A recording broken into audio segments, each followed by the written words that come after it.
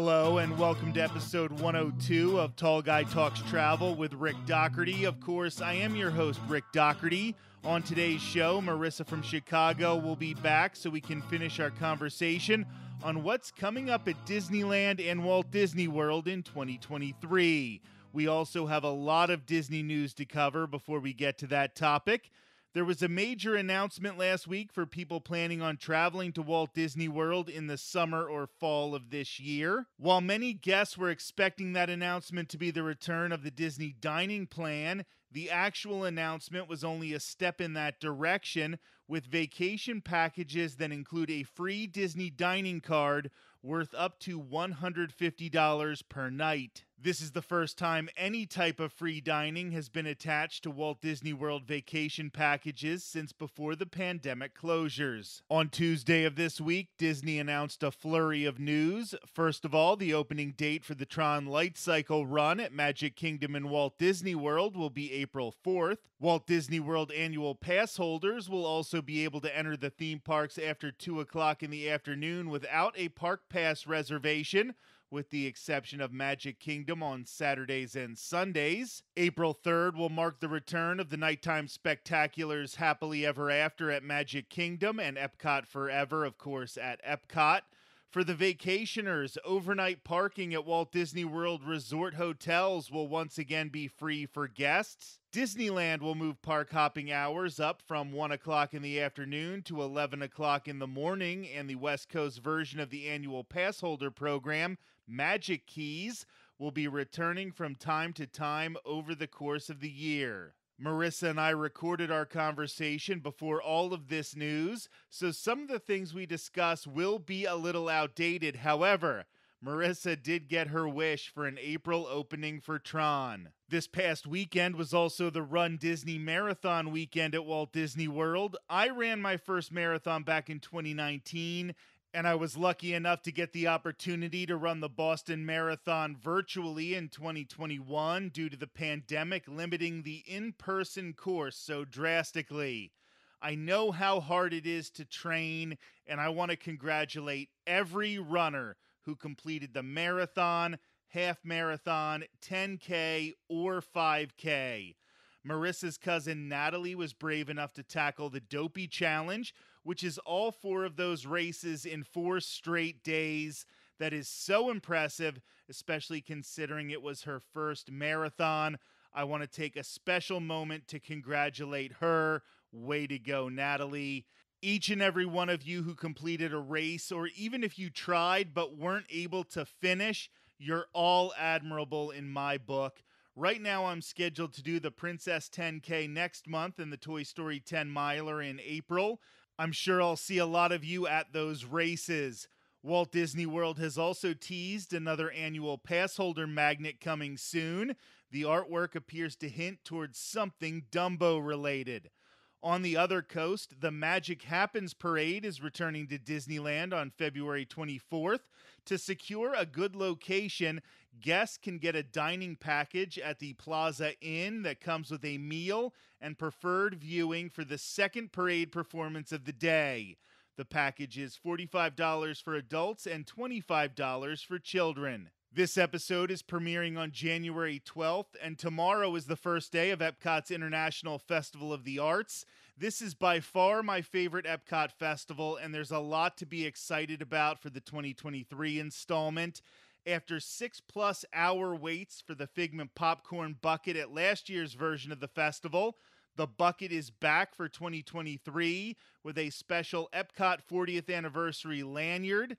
There will also be a special Fruity Fig Bar Figment Disney Munchling. I have no idea what Munchlings are, but it looks cute. Disney has also announced the menu for the food booths. Some notable newer items are the tomato soup with pimento cheese, bacon, and fried green tomato grilled cheese, the Black Forest cake with chocolate mousse with Morello cherries and chantilly cream, the 3-meat meatloaf with peas and carrots, green pea pudding, carrot ketchup, shaved carrot salad, and snap peas, the duck and dumplings, smoked duck breast, ricotta dumplings, petite vegetables and duck jus, the hummingbird cake, banana cake with pineapple, coconut, pecans, and cream cheese frosting with banana sorbet, the fruit pizza with watermelon, compressed cantaloupe, berries, and berry balsamic, and so much more. My wife Courtney and I will be at Epcot tomorrow for the start of the festival. We're also hoping to meet up with Kiki from the YouTube channel That's So Kiki. We'll have plenty of vlogs from the event this weekend on the Tall Guy Talks Travel with Rick Doherty YouTube channel. You can check out so many of the food items, all of the merch, the scavenger hunt, and performances from the Disney on Broadway concert series. Make sure that you are subscribed to the Tall Guy Talks Travel with Rick Doherty YouTube channel. We already have a ton of fun content on the channel since the start of the new year, and there's more on the way. There's a dining review from a quick service location at Disney's Saratoga Springs Resort. It was one of the most surprisingly good meals I've had at Disney in quite some time. On Monday night, I attended the first After Hours event at Magic Kingdom this year. You can expect to see some fun vlogs from that party as well. We're always adding fun content, so hit that subscribe button. Now I'm going to welcome back Marisa to finish our conversation about what is coming to the Disney parks in 2023. When we left off last week, we had gotten a little distracted after mentioning that Splash Mountain was going down for the retheme to Tiana's Bayou Adventure later this month at Magic Kingdom, and started to speculate on what that means for Big Thunder Mountain Railroad, which is in the same part of Frontierland. That's when I mentioned the talk about a potential Big Thunder Mountain Railroad movie. That is where we will pick things up with Marisa. Yeah, give us a nice movie, a quality movie that, dives into some lore, puts some merchandise in that gift shop. Fabulous. Cemented in the park. That's what I care about. Most importantly, on-ride photo. Oh my gosh. When will they do it? Disney, contact me. I know exactly where to put it. I've got it all figured out. Just give us the last mountain photo. That's the only one we're missing. And they put one on Haunted Mansion, and unless you're like Marisa or Sarah or myself, you have no idea when they're taking this picture of you. So you end up finding vacationers having the worst pictures, and then it's the regulars like us that they don't really care about anyway who get the good pictures. I will say that photo, my family went a few years ago and I rode Haunted Mansion with my sister and I told her where the camera was so we could pose and we got a really funny picture. My parents had no idea. And that's one of my favorite pictures from the trip because they just look like completely spaced out. They were caught totally unaware. There's no way to get a good picture on that ride if you don't know exactly where it is. I rode it with a friend who is a cast member, and I won't throw her under the bus, but she didn't know when it was coming, and now I have this picture of her sitting and looking at her phone. And she's a cast member. So case in point. Also coming back to Magic Kingdom, I know this one's one that's really going to excite you, and that is Happily Ever After, the nighttime spectacular in some form or fashion. We don't know exactly how it's going to look. We know the song itself is going to be returning as part of this. I was very underwhelmed by the current nighttime spectacular at Magic Kingdom, so I'm really excited for this. I am too. I am excited and a little trepidatious just because we know the song is coming back, but we don't know what they're exactly going to do with the show itself just yet. So I'm really hoping that they're able to stay true to the core of that Happily Ever After show while also adding a few new things. Because I don't want it to just be, oh, we reverted back to the old show. I hope they add some updates. I hope we get to keep the Main Street projections. That's probably the thing I liked the most of Enchantment. I also hope that they up their fireworks level because Enchantment has more fireworks than Happily Ever After did. And I would like to see more fireworks come to Happily Ever After. But I'm very, very excited to have the song back. The only thing that worries me is when they brought back Festival of Fantasy Parade, the only thing they changed was they got rid of Merida's float. And now I'm worried that when they bring back Happily Ever After, they're going to get rid of the Merida section because they've just decided they don't want to talk about Merida anymore for some reason. I'll be so mad if they do that. That's such a good part. That is a They're not really good allowed. part of that show. The whole show is really memorable, and I really did enjoy it. I am not one of those people who hates change at Disney and says every new thing is bad, but I just never really found the love or the magic in the new show. Yeah, I think it's an enjoyable show. It didn't wow me. It's grown on me, but it's still not at a wow level for me. Whereas Happily Ever After came out of the gate at a wow level and was just instantly, it had the good music hooks, it had the emotional punch, it had that story tie. And I think Enchantment is just lacking a little bit. So I'm glad that Disney is not afraid to say, hey, this isn't working how we thought it was. Let's do something new. And speaking of nighttime spectaculars, there is one that is back that has been back for a little bit, but Marissa is just getting the chance to see it again, and that is Phantasmic at Disney's Hollywood Studios. Marissa, how excited are you that this is back in the parks? Cannot put it into words. I am so, so excited.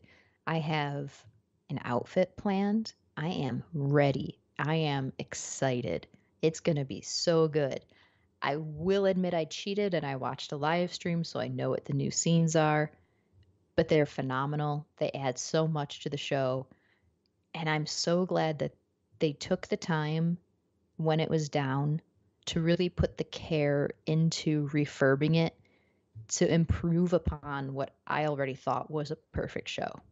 So I can't wait to see it live. I think I like the new version better, honestly. I think what they cut was good and what they added was even better. I like that they still have Pocahontas in the show. It would have been unfortunate if they just would have gotten rid of her altogether, but we didn't need the scene with the villain from Pocahontas. That was weird and a little bit too much. I think what they added, what they subtracted is really, really cool. I think they've got a really good show right now. It's such a strong show. And I hope that for people who maybe have seen it in the past and were a little underwhelmed, give this new version a chance. Because, like you said, I think that they took out some parts that made it a little slower and they replaced it with much more exciting scenes that I think will appeal to more people. We aren't 100% these types of Disney fans, but do you think you'll have a little tear when it happens? Oh, I'd be surprised if I didn't, quite honestly. When I saw it for the first time personally since it returned, I saw it with Kiki, who's on the show every once in a while, and I just turned and looked at her and just tears like running all the way down her face. So it is definitely one of those shows that hits you with its grandeur. That's such a good way to put it because it really does. And oh my gosh, when that finale music hits and you see Mickey and oh my gosh, it's so, so powerful and so good. Oh, I can't wait. I'm so excited. And also on the topic of nighttime spectaculars, Harmonious at Epcot is going to be replaced with something. We don't know what. We don't 100% know when. I personally like Harmonious.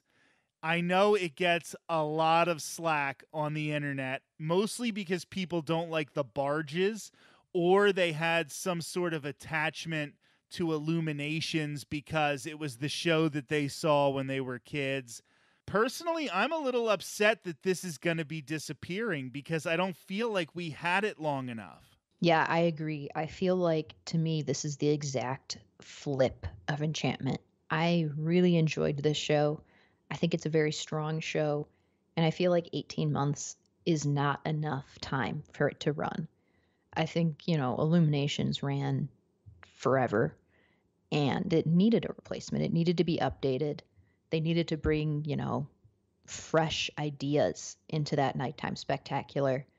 And I think Harmonious did such a great job of that. I absolutely love how it balances, bringing these characters that we know and love into the show while also keeping in mind the different cultures that these shows represent and the different cultures of these characters. And you hear it in the different languages in the show. It's such a strong nighttime spectacular. And I'm very sad that it's going away. I will always give the new thing a chance. I am not going to immediately poo poo the next thing because I liked the old thing. These parks have to keep changing, they have to keep evolving because if not, what would keep us coming if it's not just to sort of get our adrenaline hit of nostalgia? We want to have these things continue to change so that we can get new things because some of our favorite things now were new in the past. We're also getting a Figment meet and greet coming to Epcot in 2023. We've discussed this in the past, and I think that my only problem here is that we need to move past just a meet and greet and fix this ride. Yeah, it feels like they're starting to have this notion that Figment is still very popular. I mean, we saw with the popcorn buckets and how wildly fast they sold out repeatedly. I think that they're starting to realize, hey, this guy still has some pull, but they're not for some reason committing to fixing that ride. And, maybe if the lines are crazy for Figment for the next 2 years, they'll go, oh, hey, let's fix the ride. But I personally would have rather seen them do some updates to Journey into Imagination before they just put Figment outside. I'm under the impression that they were about 2 weeks away from announcing an inside out overlay to that ride. I think it was going to happen, but then they stalled. They released the popcorn bucket. And once they saw the popularity of that popcorn bucket and how much people not only love Figment, but how much people are willing to spend money on stuff that features Figment, they realized they can't get rid of this character from the parks. He's on half of the festival merchandise. He had this popcorn bucket that sold like gangbusters. The 50th anniversary character statues that are all over Walt Disney World. His always has a line to take pictures. It's in a really cool spot because you can get the monorail coming behind it. I do think we're eventually going to get a new Journey into Imagination that will be updated and have Figment in it. I just think that they were caught off guard because they were going to do something completely different with it before the fans just showed up and said, we will spend money on Figment. Yeah, that actually makes a lot of sense. I hadn't thought about that, but they've been putting those characters in that pavilion for meet and greets. So I could see them thinking Inside Out was the way to go. I'm glad that that doesn't seem to be the case anymore, though. And I do love Inside Out. I just think that Figment is such a cool character, and I wish we could keep him. I wish that they could make Figment a little bit more like the original Figment and not this mischievous kind of character that wears a skunk suit and farts in your face, but we'll see how it progresses. Epcot itself just going through a ton of changes. We're expected to get most of, if not all of that middle section of construction, including Moana's Journey of Water. Moana deserves so much more than just this attraction, but if we just judge it by what we think we're going to get, I am excited for it to be there. Yeah, I think it's going to be very pretty. I know right now Disney's been saying it'll have a late 2023 opening, but this is one that I could see potentially opening earlier. It seems like they're making great progress on it from construction pictures that we've seen. I think that it's going to be a nice little way to break up almost that industrial feel of Epcot. And it will, I mean, it looks really pretty from what we've seen. It seems like it'll be a great little walking path and nice water features. I mean, who doesn't like that? And there's also going to be the Walt Disney statue that I think is going to be very popular with people. I think what I'm looking forward to the most about this construction being finished at Epcot is that Hollywood Studios there for a few years was all construction, but it was in the back, it was in the corner. At Epcot, this construction has been going on for so long, and it's right in the middle of the park. You have to walk around it to get back to World Showcase. I think it would be really nice if we could have a full Epcot where you can just walk up the middle, go around Spaceship Earth, walk right back to World Showcase. It will be my favorite park once we have that ease of motion again, because I feel like that's the only thing right now that's really holding it back. Not even not having those attractions or not having things there, but just how much you have to go around that and how much of a pain that is in your day. I mean, you're going to shave like 4,000 steps off a day not having to go around those walls. It's going to be crazy. It's going to be very disorienting, I think, at first. Walk in and be like, what is this? Open sight lines? I can go either way? I'm not bracketed by walls? It'll be great. And then over at Disney's Hollywood Studios, this is probably the last one we're going to talk about here. We were promised it by the end of 2022, and they snuck in a delay announcement like 2 weeks before the year ended. It was weird. We could all tell that this wasn't going to open towards the end of 2022, but I think like December 15th or 16th, they made the announcement that it's now spring of 2023 that we are getting Woody's Barbecue Restaurant in Toy Story Land. First of all, what do you think about the weird announcement schedule? And then secondly, how important do you think this is to the park? I think the announcement was very funny because anyone who has been to the parks or has been keeping up with the parks who would be like anxiously awaiting this, it was very clear it wasn't going to open on time. It was very obvious it wasn't opening in 2022. But they really they kept it along until the very end. And I don't know if they were hoping for some miraculous construction boom or what, but it was very funny that they kind of quietly were like, oh, actually, it's going to be spring, but expected. As for how important it will be in the park, not at all for me. I'm sure some people will find this very important. I'm sure there are some families who love Toy Story who will make it, a point to go eat here. I think it's going to be great for shade options in Toy Story Land. But I gotta say, you've already got Woody's Lunchbox in Toy Story Land, which kind of serves barbecue-ish food. And then you're adding Woody's Roundup, which serves barbecue food. I just feel like there could have been some creativity in both the names and also the menu. Because do we really need another barbecue restaurant, especially in Hollywood Studios? Like, why couldn't they branch out, do something different? I have way too many thoughts on this restaurant because it kind of makes me a little mad. First of all, Hollywood Studios is in need of more rides. It needs some rides to balance out the big hitters. Slinky Dog Dash, Tower of Terror, Rock and Roller Coaster, Rise of the Resistance, Mickey and Minnie's Runaway Railway. These are 80, 90-minute waits for these rides. You have Alien Swirling Saucers there in Toy Story Land. You have Toy Story Mania. If you could add one small dark ride that just eats a lot of people, it would have been needed in this park more than any other park, maybe with the possible exception of Animal Kingdom. It could use another ride to eat crowds.